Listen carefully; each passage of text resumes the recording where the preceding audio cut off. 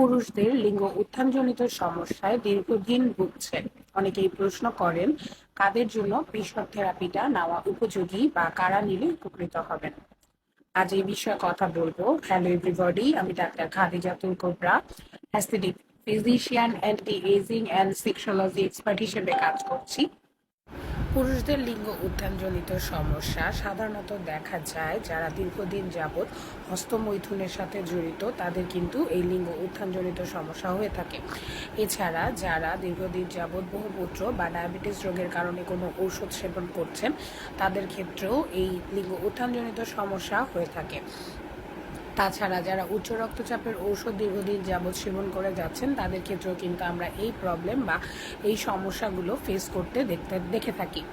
সাধারণত এই জাতীয় রোগীরা বিভিন্ন রকমের ঔষধ সেবন করার পরও যখন কোনো আশাশূন্য ফলাফল পান না, তখন আমরা তাদেরকে পিসর থেরাপি সাজেস্ট করে থাকি। পিসর থেরাপি নেওয়ার পাশাপাশি আপনাকে কিছু ঔষধ সেবন করতে হবে এবং তার পাশাপাশি কিছু নিয়মকানুন অবশ্যই মেনে চলতে হবে।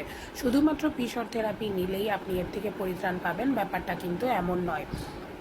যারা এই জাতীয় সমাধান আমাদের কাছ থেকে পেতে চান, যোগাযোগ করবেন আমাদের সাথে।